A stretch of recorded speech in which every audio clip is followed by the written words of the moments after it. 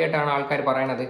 അതുപോലെ തന്നെ ഒരിക്കലും ഈ ജാസ്മിന്റെ പേരിൽ ഇങ്ങനെയുള്ള രീതിയിൽ അറിയുന്നത് അവർക്ക് നാണക്കേടാന്നുള്ള രീതിയിലാണ് സംസാരിച്ചത്. സിബിൻ പറഞ്ഞൊരു കാര്യമാണത്. സിബിൻ ഇത് പൂജയെടുത്താണ് ഇത് സംസാരിക്കുന്നത്.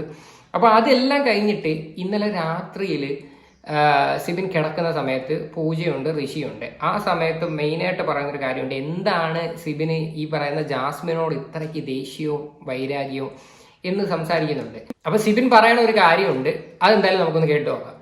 ജാസ്മിനോട് സിബിന് എന്താണ് ഇത്ര ദേഷ്യമെന്ന് സിബിൻ തന്നെ ഇന്നലെ രാത്രി പൂജയോടും ഋഷിയോടും മനസ്സ് തുറന്ന് പറഞ്ഞിരിക്കുകയാണ്. എനിക്ക് മുൻപൊരു ഗേൾ ഫ്രണ്ട് ഉണ്ടായിരുന്നു.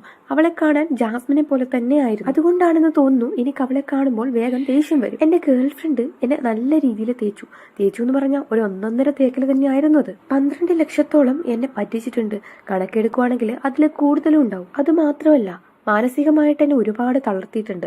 അതുപോലെ തന്നെ ആത്മഹത്യാ ശ്രമം വരെ ഞാൻ നടത്തിയിട്ടുണ്ട്. അതും ഒരു തവണയല്ല, 2-3 തവണ.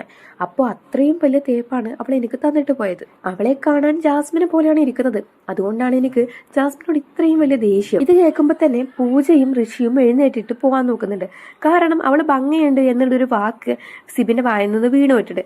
അപ്പോൾ പൂജ പറയാണ്, ആഹാ അവള് ഭംഗിയോ, അപ്പൊ നമ്മളെ ഒന്നും ഭംഗിയില്ലേ എന്ന് പറഞ്ഞിട്ട് പൂജ എഴുന്നേറ്റ് പോകാൻ നോക്കുവാണ്. ഇങ്ങനെ പൂജ പറയുമ്പോൾ സിബിൻ പറയുന്നുണ്ട്, അല്ല എനിക്ക് അവളോട് വെറുപ്പാണ്, വെറുപ്പിന്റെ അടിസ്ഥാനത്തിലാണ് ഞാനിത് പറഞ്ഞത്. പൂജയോട് സിബിൻ പറയുന്നത് ഇതാണ്, അതായത് അവളെ പോലെ അതേ മുഖച്ചായുള്ളൊരു പെണ്ണാണ് ജാസ്മിനും.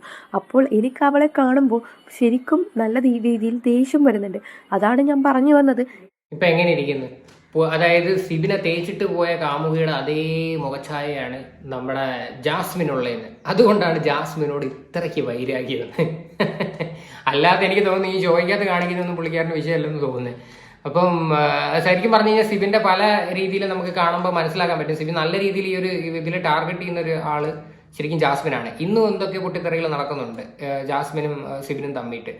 എന്തായി കഴിഞ്ഞാലും സിബിന് നല്ലൊരു തേപ്പ് കിട്ടിയതിൻ്റെ ഒരു കഥയാണ് പറഞ്ഞത്. അതിന്റെ കൂടെ തന്നെ സിബിൻ പറയുന്നുണ്ട് സിബിന് 7 വയസ്സുള്ള ഒരു കൊച്ചുണ്ടെന്നൊക്കെ പറയുന്നുണ്ട്. ആ ഒരു കാര്യമൊന്നും ആരോടെയും പറയാത്ത കാര്യമാണ്, പുറത്തും ആൾക്കാർക്ക് എന്തോ അറിയാത്ത കാര്യമാണെന്നൊക്കെ പറയുന്നുണ്ട്. അപ്പം മേ ബി അതൊക്കെ വരും ദിവസങ്ങളിൽ മേ ബി അത് പുറത്ത് വരുമായിരിക്കാം. അപ്പം എന്തൊക്കെയായി കഴിഞ്ഞാലും ഈ ഒരു വിഷയത്തെ പറ്റിയിട്ട് നിങ്ങളുടെ അഭിപ്രായങ്ങൾ എന്താണെന്ന് വെച്ചാൽ നിങ്ങൾ തീർച്ചയായിട്ടും കമന്റ് ചെയ്യുക.